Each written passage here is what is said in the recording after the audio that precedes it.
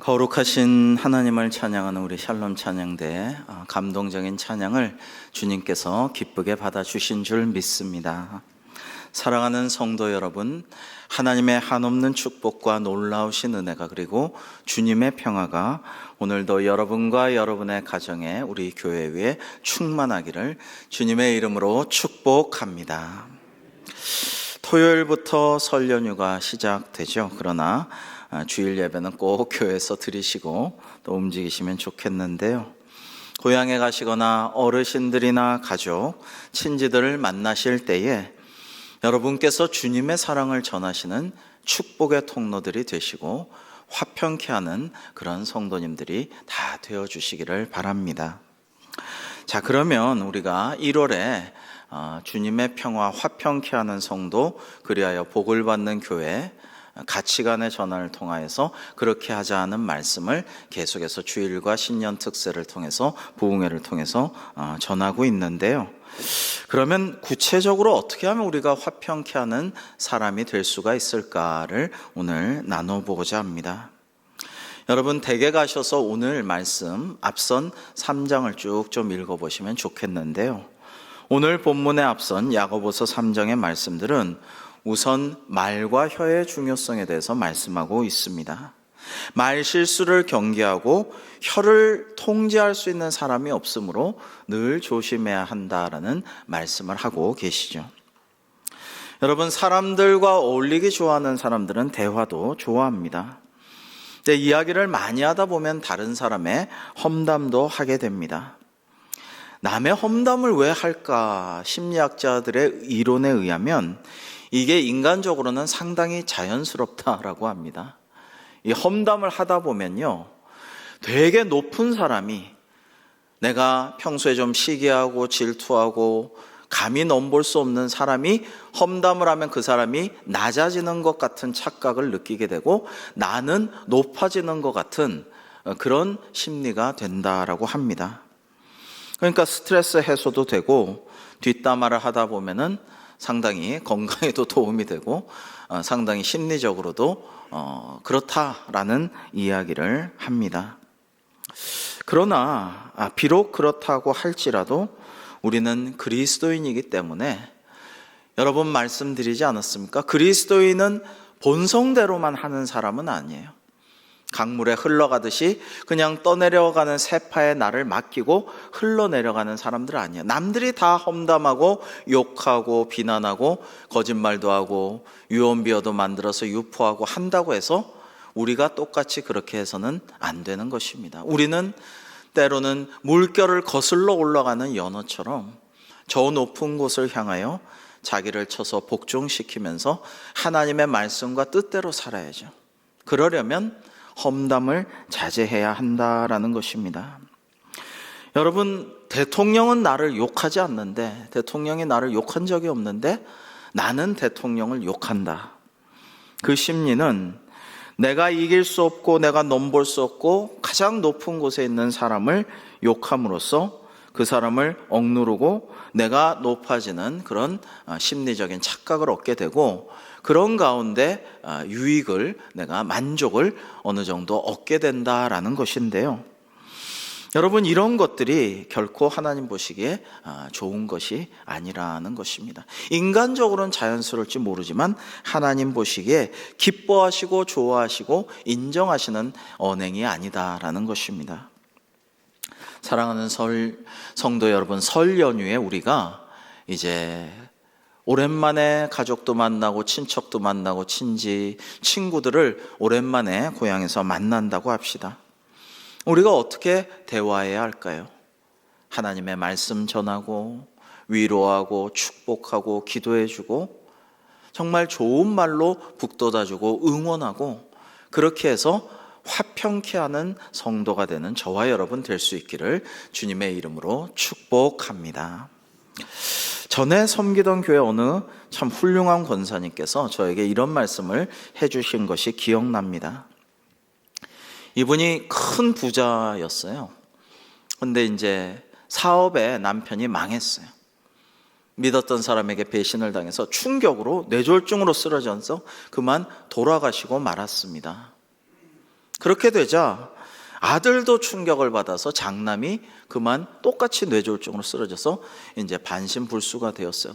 나중에 하나님께서 차차 회복시켜 주시는 은혜의 간증을 볼 수가 있게 되었는데, 이분이 어려워지니까 이제 늘 걸어 다니고 어쩌다가 버스 타고 이러시다가 하루는 비싼 택시를 급해서 탔습니다.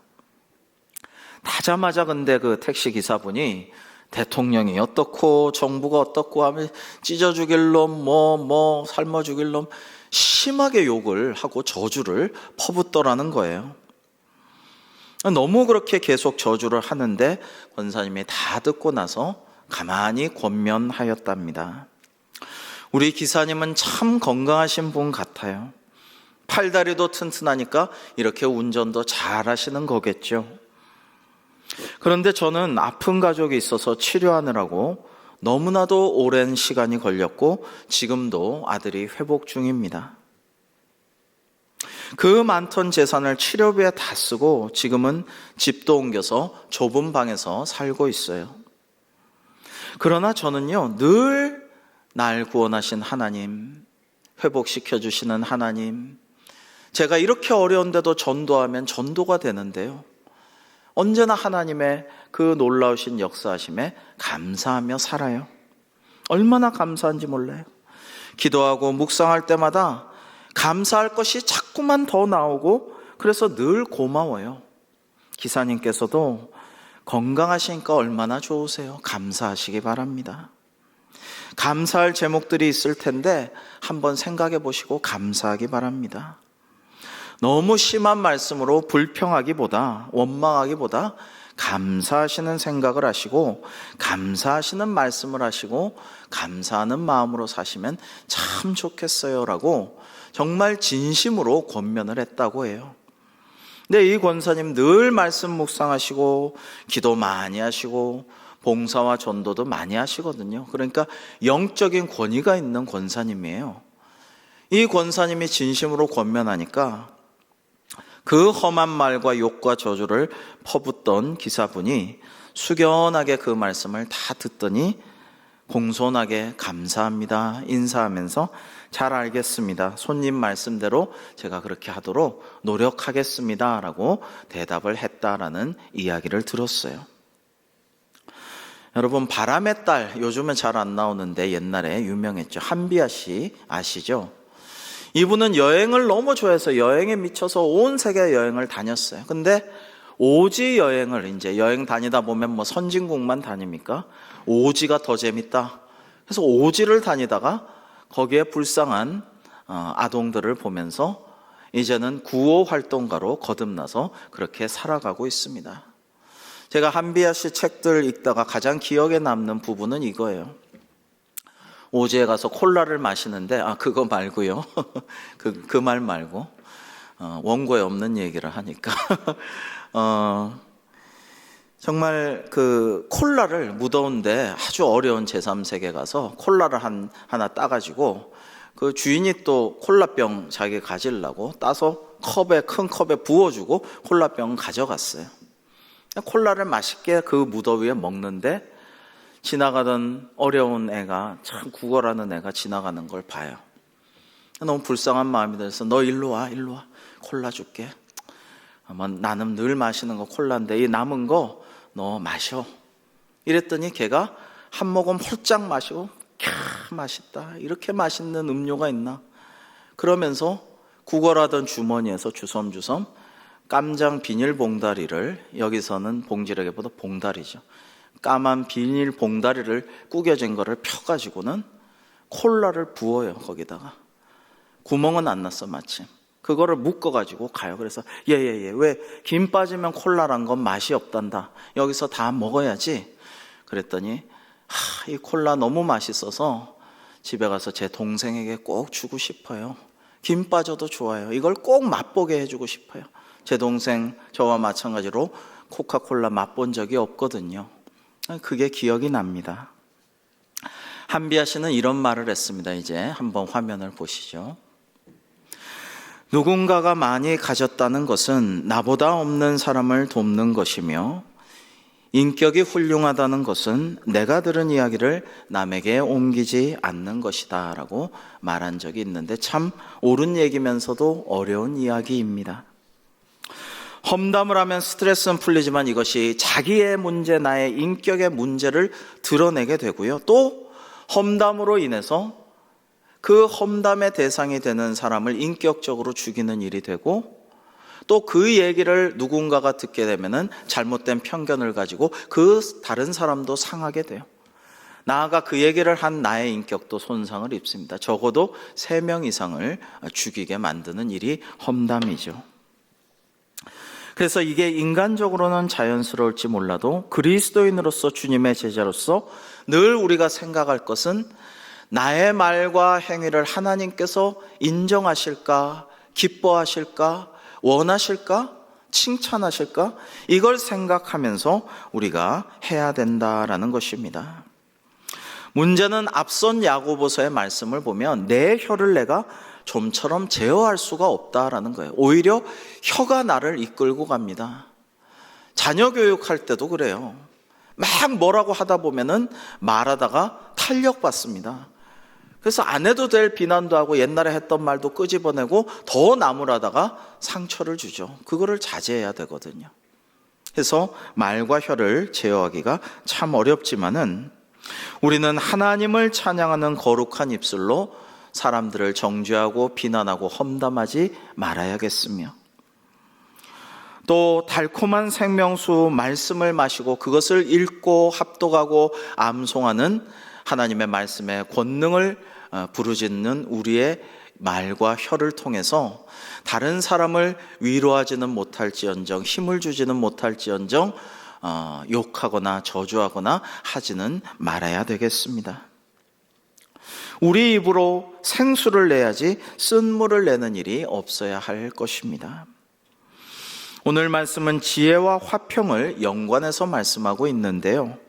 앞선 13절은 이렇게 말씀하고 있습니다. 너희 중에 지혜와 총명이 있는 자가 누구냐? 그는 선행으로 말미암아 지혜의 온유함으로 그 행함을 보일지니라 라고 말씀합니다. 여러분, 지혜롭고 총명한 사람은 지혜의 온유함으로 선행을 보인다고 말씀하셨습니다. 한 가지만 대화를 예를 들자면 이런 거죠. 상대가 듣기 싫어하는 말을 지혜로운 사람은 일부러 하지 않습니다. 필요하면 매우 조심스럽게 배려하며 다른 말로 돌려서 그가 스스로 알아듣도록 도와줍니다. 다윗이 잘못했을 때 나단 선지자가 돌려서 비유로 말함으로써 다윗이 큰 깨달음을 얻고 회개하지 않았습니까? 그런데 혹시 실수로 상대가 듣기 싫은 말을 했다면 아차, 저 사람이 굉장히 싫어하는 말을 내가 하고 말았구나라고 생각한다면 사과하고 다음부터는 더 이상 그 일을 안 하고 그 말을 안 하는 것이 지혜로운 일일 것입니다. 그런데 지혜롭지 못한 사람은 상대가 싫어하는데도 다시 같은 말을 합니다. 지혜롭지 못하고 절대로 선한 결과를 얻을 수가 없습니다. 그런데 가장 나쁜 최악의 케이스는요, 상대가 야, 그 말 하지 마, 나 그 말 힘들어, 그 말 어려워, 나 그 말 원치 않아, 하지 말아줬으면 좋겠어 라고 하는데도 계속하는 거죠. 최악의 케이스입니다. 난 널 위해 하는 말이야, 네가 이걸 좀 알아야 돼 라고 강변하지만 듣기 싫은 말을 계속해서 말해서 선한 열매를 거두는 경우는 거의 없습니다. 자녀들에게도 마찬가지예요. 그럼에도 부모는 사랑하는 마음에 어쩔 수 없이 하게 되죠. 그러나 그래서 효과를 잘 보셨나요? 거의 좋은 효과를 얻을 수가 없습니다. 특별히 관계에 있어서 화평하게 하는 일이 일어나지를 못하게 됩니다. 이어서 오늘 본문 바로 앞에 있는 14절에서 16절은 화평하게 하는 자가 하지 말아야 할 일들에 대해서 말씀하십니다. 우리 14절에서 16절을 같이 한번 읽어 보실까요? 시작. 그러나 너희 마음속에 독한 시기와 다툼이 있으면 자랑하지 말라. 진리를 거슬러 거짓말하지 말라. 이러한 지혜는 위로부터 내려온 것이 아니요 땅 위의 것이요 정욕의 것이요 유신할 것이니 시기와 다툼이 있는 곳에는 환난과 모든 악한 일이 있습니다. 아멘. 마음속에 독한 시기와 다툼이 있으면 자랑하지 말고 거짓말하지 말라라고 분명하게 성경은 말씀하고 계십니다. 우리가 신년 새벽 부흥회를 통해서 가치관의 전환을 이루고 말씀대로 나아가고 살아가자라고 우리가 은혜를 나누었습니다마는 지금 이 세상은 온통 시기가 가득해요.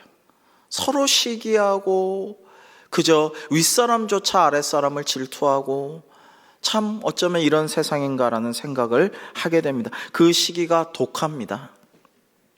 그리고 다툼이 가득하죠.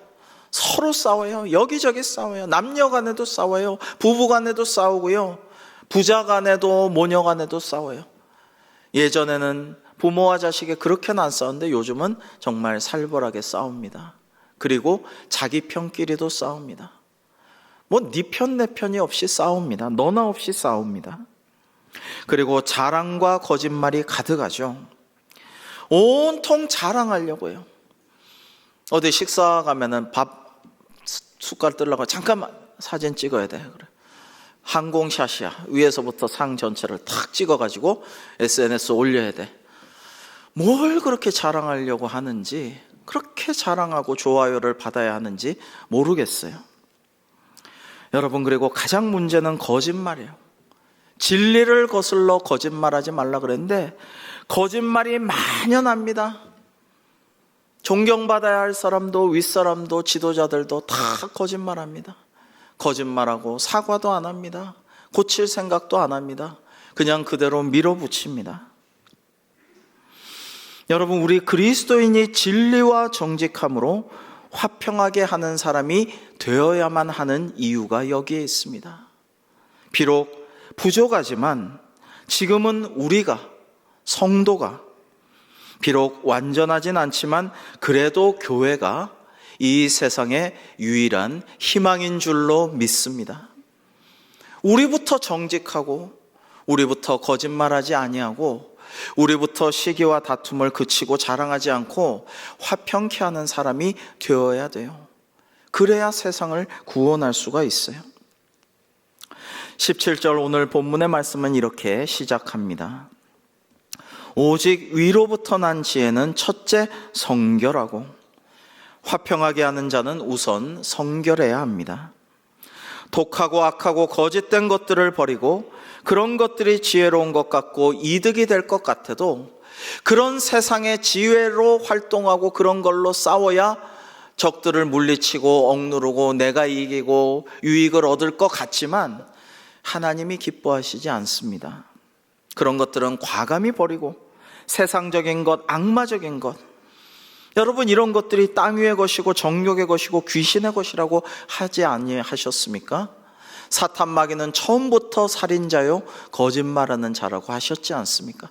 거짓을 버리고 거짓말하지 말고 정말 거룩하신 하나님 앞에서 진리와 정직으로 무장하고 경건하고 구별된 삶을 살 때 우리가 화평케 하는 성도로 살아갈 수가 있을 것입니다.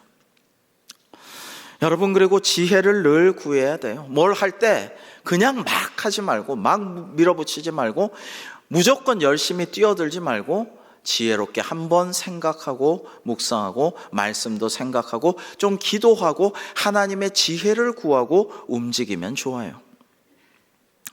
명절을 앞두고 음식이나 선물 준비하며 남편과 아내가 참 많이 싸우기도 하죠. 그럴 때 한 번 더 기도하고 하늘의 지혜를 구하고 좀 지혜롭게 처신할 필요가 있습니다. 여러분, 쇼핑을 할 때 이런 지혜를 한 번 더 우리가 생각하면 좋겠어요. 에덴 동산에서 쫓겨난 이후로 모든 남자는 사냥꾼이라고 합니다. 하나만 마음에 두고 쫓아갑니다. 그래서 백화점에 가든 시장에 가든 마트에 가든 남자는 자기가 목표한 물건 하나에만 관심을 가지고 그것만 쫓아갑니다. 그리고 만약에 자기가 목표한 물건이 그날 없다? 그러면 뭐예요? 과감히 집으로 돌아가서 다음 사냥을 위해서 힘을 비축합니다. 다른 건 관심이 없어요. 보통 남자들은. 에덴 동산에서 쫓겨난 이후로 여자는 채집꾼입니다. 들이나 숲에 가봐야 비로소 그날 무슨 열매를 딸지 무슨 나무를 캘지 알 수가 있죠. 일단 가보고 얘기도 좀 나눠보고 그래야 이게 오늘 먹을 건지 다음에 가져갈 물건인지 알 수가 있다라는 말입니다. 이렇게 남녀가 다르므로 남녀는 서로의 차이를 존중하면서 지혜롭게 모든 것들을 해야 돼요. 명절 앞두고도 여자의 입장이 있습니다. 그걸 먼저 남자들은 생각해 줘야지 자기만 생각. 그러니까 여자들이 명절을 힘들어합니다. 평소에는 그렇지 않았는데 명절만 앞두면 남자들은 갑자기 자기가 왕이 된 것처럼 생각합니다. 그전엔 그렇지 않았는데 말이죠. 여자도 자기가 좋다고 쇼핑하는 게 정말 싫다는 남자를 이리저리 한없이 끌고 다니는 일을 안 해야 됩니다. 남자는요, 저도 그런 생각을 가끔 했었는데 이제는 안 그러니까 안 그런데 막 끌고 다닐 때 속으로 난 사냥꾼인데 왜 이렇게 채집하는 데를 이리저리 끌고 다녀? 왜 이렇게 나물 캐는 데를 데리고 다니지? 난 사냥꾼이란 말이야. 속으로는 그러면서 죽지 못해 끌려다닙니다. 그러니까 남자는 자기 관심 있는 거를 설렁설렁 구경하도록 방목하고 풀어놓아주고 나중에 약속 장소에서 약속된 시간에 만나야 돼요. 각자 볼일 보고 만나야 됩니다. 대개 그럴 때 남자들은 시간 되기 전에 약속 장소에 와서 기다리고 있어요. 다리 아파가지고 근처에 있는 앉을 때 찾아 앉아 있다가 아내가 오는 거 보면은 달려와서 또 맞이합니다.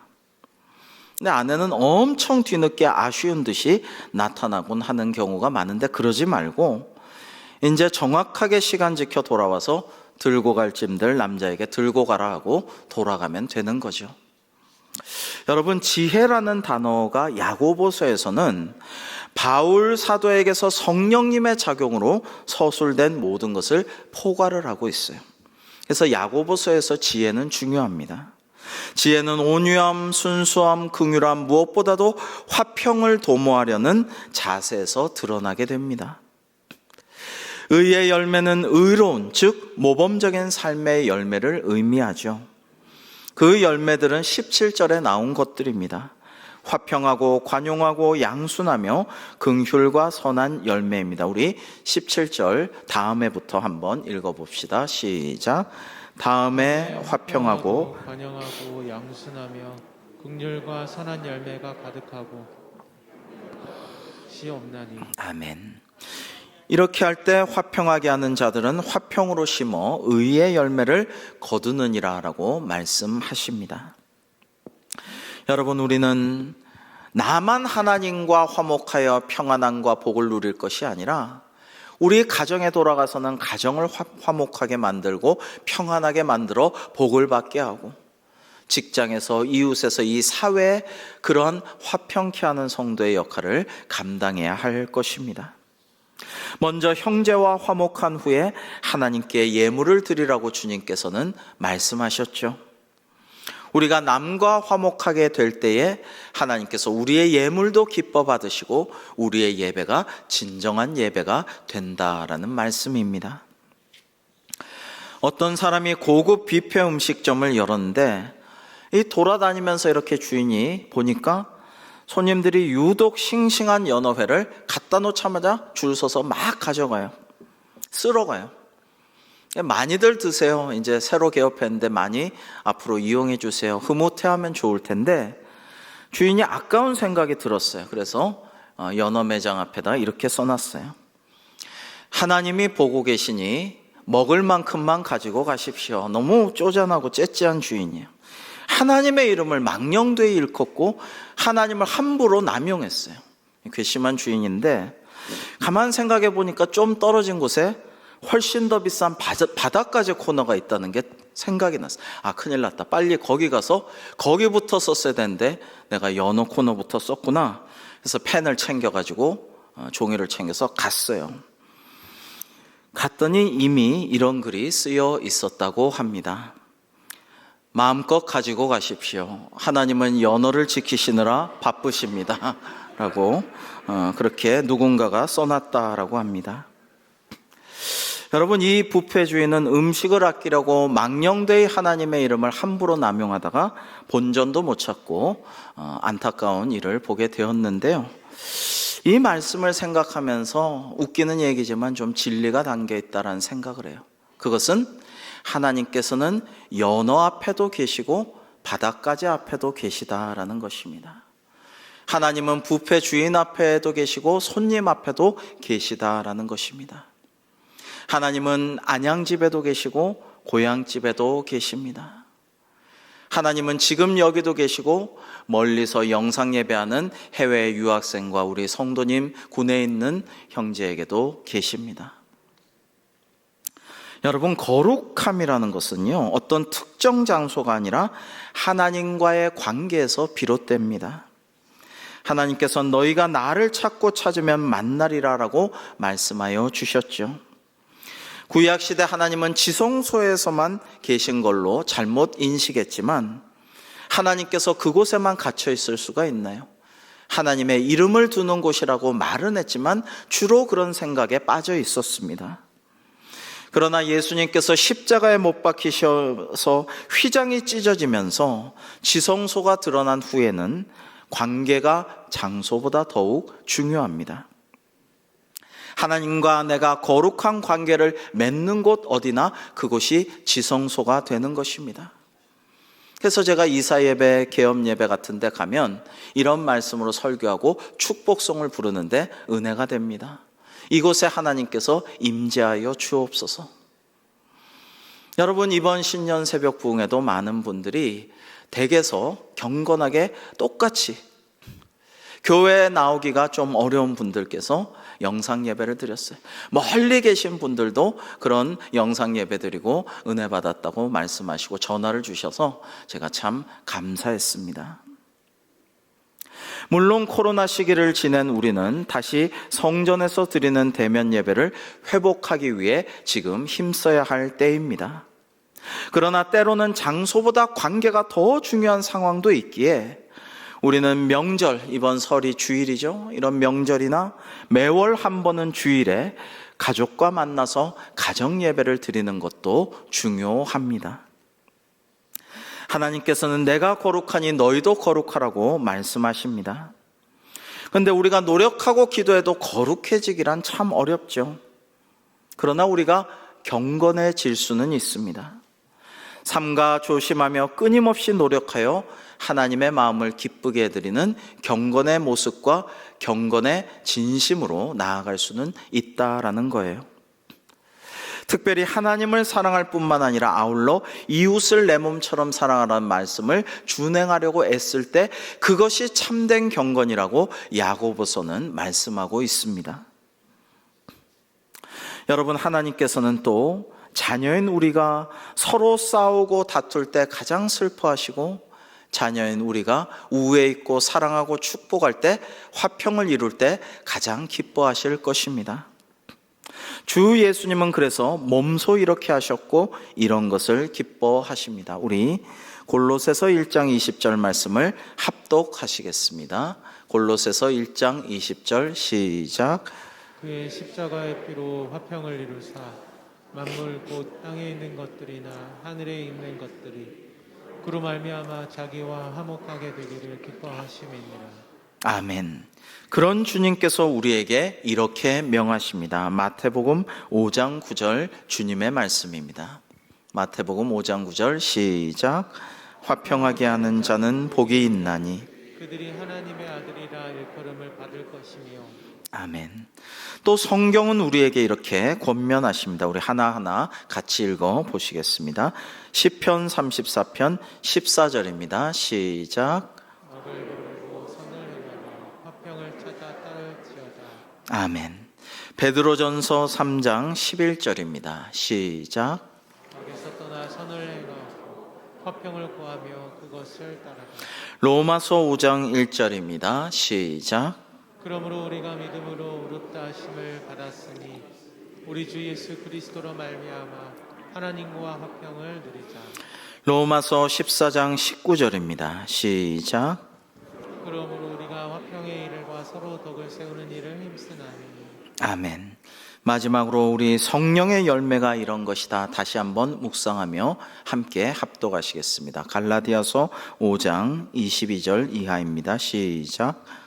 오직 성령의 열매는 사랑과 희락과 화평과 오르참음과 자비와 양성과 충성과 온유와 절제니 그것을 금지할 법이 없느니라. 아멘. 여러분, 오늘 오직 위로부터 난 지혜는 첫째 성결하고, 다음에 화평하고, 관용하고 양순하며 긍휼과 선한 열매가 가득하고 편견과 거짓이 없나니라고 말씀하십니다. 화평하게 하는 자는 관용하고 양순합니다. 너그럽고 잘 받아주고 잘 참습니다. 이것은 사랑의 특징이죠. 하나님은 사랑이십니다. 가장 큰 성령의 은사, 가장 귀한 은사는 사랑의 은사죠. 이번에 가족 만나고 친지와 이웃과 오랜 친구 만날 때 여러분, 이런 사랑의 은사로 화평하게 하는 은혜의 역사가 있으시기를 주님의 이름으로 축복합니다. 여러분, 또한 화평하게 하는 자는 긍휼의 마음을 지녀야 합니다. 그래야 선한 열매를 거둘 수 있는 것이죠. 우리 교회는 비록 부족하지만 그래도 하나님께서 긍휼히 여겨주실 줄로 저는 믿습니다. 자랑하거나 멀리 광고하거나 내세우거나 큰 소리 내지 않고, 그러나 열성을 가지고 이웃 돕기를 꾸준히 하고 있기 때문이죠. 이것이 경건이라고 야고보서는 말씀하십니다. 지난 수요일은 우리가 사랑의 음악회 미랄심장재단에 심장병 환우들을 위한 헌금을 드렸죠. 우리가 드린 헌금으로도 많은 이들이, 특별히 제3세계 어린이들이 새로운 심장을 이식하여 새 생명을 얻을 것이고, 복음을 듣고 그 어린이가, 그 부모와 가족이, 그 제3세계 마을 사람들이 영혼도 구원을 얻을 수가 있게 될 것입니다. 작년에 절제와 나눔 식탁 헌금을 통해 돕게 된 보호 종료 아동, 우리 자립 청년들을 이후에도 우리가 계속 돕기로 결정을 하고, 그분들도 그렇게 하기로 해서 지금 자매 결연을 맺었습니다. 개인적으로 계속 돕겠다는 성도님도 계셔서 감사했어요. 청년회원들도 작년 연말 연탄 봉사 이후 더 봉사할 곳을 열심히 찾고 더 봉사하겠다고 하니 참 기쁜 일입니다. 교회에서 다시 재개된 긍휼과 봉사 사역과 여러 가지 봉사 외에도 이름도 없이 빛도 없이 봉사하고 구제하시고 선교사님들을 돕는 분들이 계십니다. 참 감사한 일입니다. 하늘의 상이 클 줄로 믿습니다. 이 모든 일을 편견과 거짓 없이 하라고 말씀하십니다. 이 포스트 모더니즘의 사회는 이 시대 온통 편견으로 가득 차 있고 거짓이 난무하죠. 그러나 우리는 오직 말씀대로 편견과 거짓이라는 세상적인 가치관과 방법은 단호히 거부하고 진리와 정직함을 추구해야 하겠습니다. 하나님께서는 오늘 우리에게 18절 말씀으로 화평하게 하는 자들은 화평으로 심어 의의 열매를 거두느니라고 말씀하십니다. 여러분, 우리가 오늘도 성경 말씀을 많이 합독하고 교독하고 읽었습니다. 하나님께서 말씀으로 천지를 창조하시고 말씀으로 병을 고치시고 말씀으로 악귀를 쫓아내시지 아니하셨습니까? 하나님의 말씀에는 놀라운 권능이 있습니다. 그리고 하나님의 말씀을 읽고 암송하고 하나님의 말씀을 묵상하는 우리 성도들도 그 말에 하나님께서 능력을 부어주실 줄로 믿습니다. 우리의 성도의 말에 권능이 있고 창조력이 있고 변화시키는 힘이 있고 살리는 힘이 있습니다.